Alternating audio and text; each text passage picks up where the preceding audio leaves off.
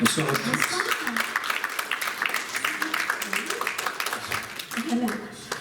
Alors, on est en présence d'un monsieur qui écrit beaucoup, mais vous avez d'abord commencé comme comédien, et puis c'est petit à petit que vous êtes arrivé à la mise en scène, et puis à être auteur.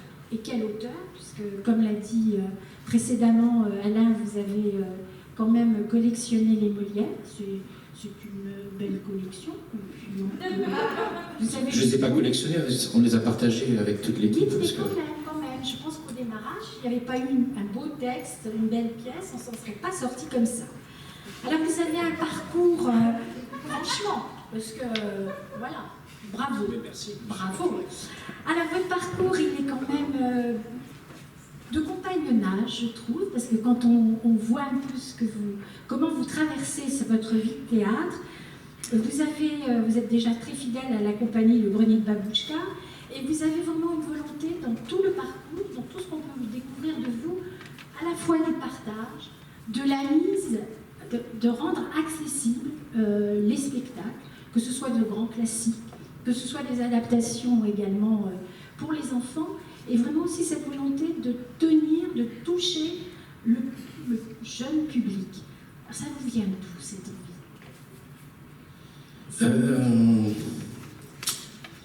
Moi, dans ma petite vie, depuis que je suis devenu adulte, j'essaie toujours, comme tout le monde, de dire qu'il faut que j'ai une vie qui serve à quelque chose. Et c'est vrai que j'essaie d'être utile pour les autres, et très bêtement, je fais du théâtre en essayant de faire plaisir aux gens qui viennent le voir. Donc déjà, je fais plaisir, c'est faire plaisir à ceux qui vont jouer, de réunir des familles, des compagnons et des frères, je dirais, et qui sont heureux d'être ensemble pour faire plaisir aux autres. Voilà, tout simplement. Donc ça vient de ça. Et puis c'est vrai que moi, les enfants, j'adore ça, j'en ai 3. Ça a démarré. Et puis c'est vrai, quand tu démarres le théâtre, souvent, la première opportunité quand tu es en compagnie, c'est de faire du jeune public. Et j'ai adoré faire du jeune public, et je continue à en faire. J'ai encore Aladdin qui joue au Palais Royal, j'ai 7-8 pièces de Molière qui jouent encore en matinée dans 3-4 théâtres parisiens, au Ranelagh, au Saint-Georges, aussi au Théâtre de l'Œuvre, à Médecin Malgré cette année, tout ça. Donc moi, j'aime toute forme de théâtre, à partir du moment où c'est présenté par des gens à qui ça leur ressemble. C'est un peu comme la cuisine pour moi, le théâtre. Moi, je ne sais pas, ma cuisine, c'est la mienne. Je réunis les ingrédients qu'il faut pour être bien, et j'essaie de faire plaisir, à partager avec les autres mon théâtre. Que ce soit pour les enfants, du théâtre contemporain, du théâtre classique. J'aime les comédies, j'aime les boulevards. Quand c'est fait généreusement pour essayer de servir, on est des éphémères dans le théâtre. Donc c'est pour réussir à trouver des moments où on va partager une histoire avec des gens, leur donner un peu d'émotion, du rire, etc. Mais je trouve qu'on sert à quelque chose. Donc moi, j'ai essayé de faire que ma vie serve un petit peu à quelque chose, et j'ai trouvé que le théâtre, c'était l'endroit dans lequel je me suis le mieux senti pour ça. Le mieux senti. Alors, on a parlé bien sûr de M. Afra, mais comment ne pas en parler? Et là, vous renouez encore avec une pièce qui se situe à la même période. Donc, c'est Le Petit Coiffeur. Alors, ce que je voulais... Donc, en fait, ces deux pièces, l'idée est partie d'où? Parce que c'est effectivement la même période, mais qu'est-ce qui a été l'élément déclencheur pour traiter de ces deux sujets qui se passent à la même période, mais qui sont quand même totalement différents?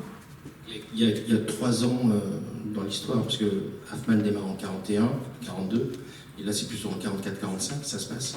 C'est la période de l'épuration, qui est une période qui a été très peu traitée au théâtre.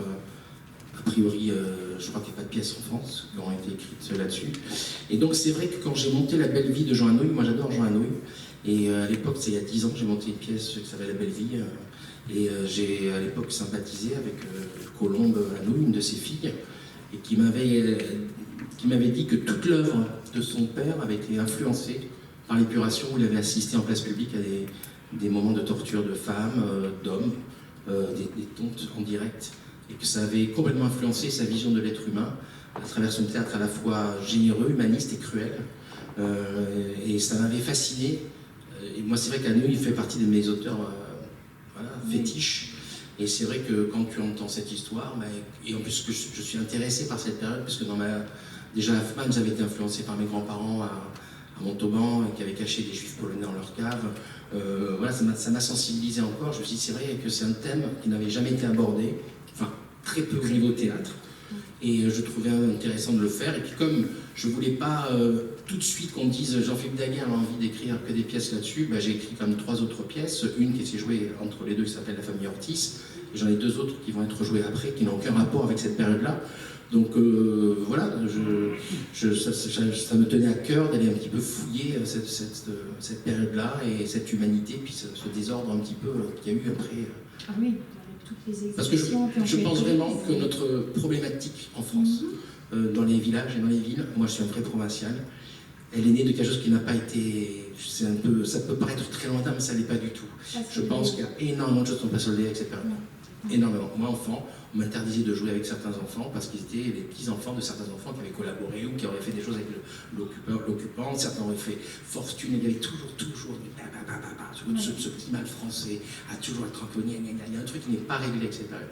Moi, je pense que le théâtre, c'est important aussi d'aborder des sujets pour essayer de poser la question que je pose à la fin par un des comédiens qui dit la guerre on l'a perdue, mais la paix il faut vraiment qu'on la gagne si on ne veut pas que les Français se détestent pendant des années. Donc je pense que parfois il faut mettre un peu l'épée dans le plat, sans vouloir être un justicier, parce que moi je ne sais pas qui je suis pour savoir ce que j'aurais fait à ce moment-là, etc. Mais trouver de l'indulgence chez l'être humain. Donc moi quand j'écris des pièces, je mets toujours des périodes extrêmement violentes et dures, en essayant de mettre des personnages lumineux pour essayer de trouver de l'indulgence chez les êtres humains. Tout à fait. Alors, on va justement parler de vos personnages, puisque sur scène, on a 5 personnes. On en a une qui est absolument lumineuse, qui symbolise l'innocence, un peu le côté pur de ce que peut être une vie, y compris dans ces moments si difficiles, qui est le frère, parce qu'en fait, il s'agit de l'histoire de 2 frères, de leur mère, du compagnon de leur mère et d'une amoureuse. Voilà, et là, tout se déclenche. Donc, on a ce jeune frère qui est un peu attardé, mais qui a toute cette spontanéité, toute cette fraîcheur, et qui nous amène justement ces petites bouffées d'air pur par moments, au moment les plus cruciaux, en fait. On a ce petit coiffeur, mais qui est vraiment coiffeur par défaut. Parlez-nous un peu de ce coiffeur. Non, ça veut dire que je voulais imaginer l'histoire d'un coiffeur qui avait été obligé à l'époque, souvent dans les villages ou dans les villes, celui qui tondait les femmes tondues, c'était le coiffeur, parce que c'est lui qui avait la tondeuse. Donc à partir de là, le destin m'a amené vers cette photo de la tondue de Chartres, qui est la plus célèbre, qui a fait le tour du monde grâce à Capa, qui était le grand photographe reporter à l'époque de Life Magazine. Elle a fait le tour du monde, on voit cette femme tondue avec son bébé dans les bras, humiliée dans les rues de Chartres par une foule de femmes, d'hommes et d'enfants. Donc cette photo est hyper forte et j'ai essayé d'imaginer le destin de ce petit coiffeur qui a été obligé, parce que c'est lui qui avait la tondeuse, de tondre cette femme, et notamment 11 femmes ce jour-là à Chartres. Et tout d'un coup, à partir de là, je vais créer une famille, une vie qui raconte un peu cette époque-là et la dualité. C'est vrai que lui, au départ, il est artiste, il a repris la boutique, il est peintre. Et il peint des femmes... habillées, il peint des nus à partir de modèles de femmes habillées. Il les imagine nues, en fait. Donc elles viennent poser, habillées, et il les imagine nues. Voilà, c'est son originalité. Et il leur floute le visage pour pas qu'elles soient reconnues, parce que dans la ville de Chartres, va se permettre, c'est une petite ville de Chartres, d'être reconnue. Voilà. Donc à partir de là, il a repris la boutique homme, parce que son père a été mort dans un camp de travail il y a 1 an. Il a dû reprendre la boutique pour faire bouillir la casserole.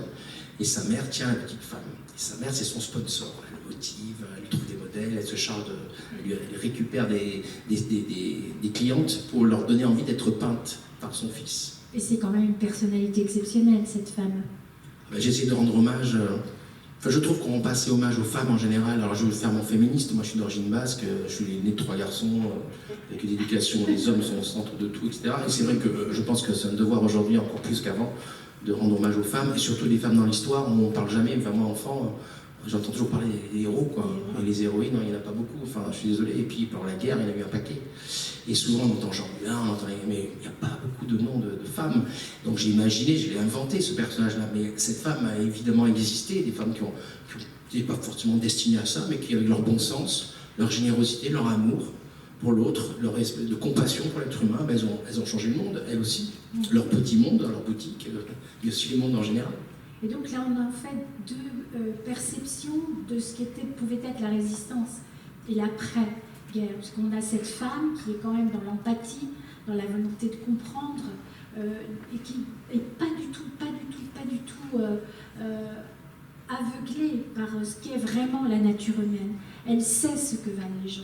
Et elle sait aussi la nécessité de savoir pardonner, accompagner, justement rebattre les cartes.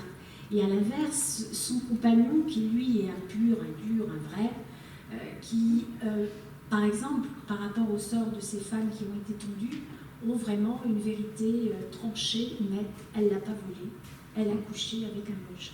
Voilà, donc c'est vraiment deux caractères qui s'opposent, mais qui, au final, se retrouvent, parce que c'est quand même une pièce qui ouvre, on ne va pas dire la fin, parce qu'elle est quand même, elle est bien trouvée aussi, hein, parce que c'est un basculement, un revirement dans toutes les convictions des uns et des autres. Et j'ai vraiment apprécié ça, justement, ce côté à la fois très fort, plus fort en fait chez la femme, parce que justement elle a cette vision du monde et la vision de l'humanité beaucoup plus affirmée presque que cet homme qui lui était un pur, un dur, qui maniait les armes et qui a pu conduire effectivement ce genre d'action, tondre des femmes. Il y avait de bonnes raisons pour le faire, et après de bonnes raisons pour le regretter. Voilà, c'est ça, c'est vraiment une pièce pleine qui pose plein de questions. Et puis, on pourrait se dire qu'au niveau de la thématique, on ne passe pas un moment très rigolo, mais pas du tout, parce qu'il y a toutes ces touches d'humour, et puis on introduit aussi, et ça c'est quand même assez fort, de la musique, de la danse, et ça apporte des bouffées d'oxygène. Alors cette idée-là, c'est... Ça c'est grâce à mon épouse qui joue dedans. Oui. Parce que qui joue aussi dans Radio Monsieur Hoffman, elle c'est Suzanne Abetz. Oui. Et quand je lui ai fait lire la première version, il n'y avait que 4 comédiens. Et c'était extrêmement dur, extrêmement noir. Et elle m'a dit... elle est fan de ce que je fais, donc je suis très content, c'est vrai que je l'ai épousée. Elle m'a dit c'est très beau, j'aime beaucoup, mais par contre, qu'est-ce que c'est sombre, qu'est-ce que c'est noir. La chance dans Hoffman, c'est que tu avais trouvé quand même si c'est la femme d'un nazi, il y avait des endroits de un petit peu de respiration, même si c'était, voilà, il y avait quelque chose, une petite... Et je lui dis, mais ça suffit maintenant, racolage, c'est terminé, je suis un homme pur, je vais direct dans le truc. Je ne vais pas inventer un petit frère là, un peu simplé qui va arriver avec son fusil en disant oui, j'ai pris le fusil de papa. Ouais, elle m'a dit, bah oui. Oui. Ben oui. Ben non, c'est bon, le racolage, ça suffit, c'est trop facile, on va mettre... Je dis, allez, tu veux que je te écrive? Allez, je vais écrire la première scène, je vais le faire arriver avec son fusil, et il va être gentil, tatati, on va te dire, il est mignon, etc. Et j'ai écrit cette scène, et puis j'ai dit, je me suis attaché, et j'ai commencé à faire, ben regarde, voilà ton truc, et puis elle a dit, ben ouais, c'est exactement ce qui manque dans cette pièce, c'est ce personnage-là. Et c'est vrai que je me suis attaché à lui, et puis, elle avait raison, quoi. Il est chouette. Donc, je vais rendre hommage un petit peu. Non, c'est un personnage magnifique parce que, en plus, il est interprété de façon exceptionnelle par Dupont. Enfin, moi, j'adore tous mes comédiens. De toute façon, moi, je suis amoureux de mes comédiens en général. Sinon, ce qui donne envie de faire du théâtre, c'est être amoureux de ses comédiens. Et c'est vrai que Arnaud Dupont amène une poésie. Il n'est pas en train de faire un numéro en montant regarder comme je joue bien le frère retardé. Non. Il y amène avec un regard d'une humanité. Enfin, c'est complètement. C'est vrai que c'est extrêmement ce qu'il fait, je trouve assez remarquable, parce que c'est un rôle casse-gueule, où tu peux tout ramasser, tout perdre en même temps, tomber dans un cabotinage narcissique, etc. Et je trouve que ce qu'il fait, c'est tellement beau. Du coup, j'ai réécrit, après avoir édité la pièce, j'ai écrit 3 scènes supplémentaires qui ne sont pas dans le livre, parce qu'il m'a donné envie, même à travers les répétitions, ça m'a ouvert un champ d'inspiration aussi grâce aux comédiens. Donc on dit il faut un texte, tout ça, pour faire une bonne pièce, etc. Bien sûr, il faut un texte, mais le théâtre, c'est quand même une histoire de comédiens. Nous, on est là pour gâter les comédiens. Les metteurs en scène, les auteurs, les producteurs. Le centre du théâtre, c'est le comédien et le spectateur.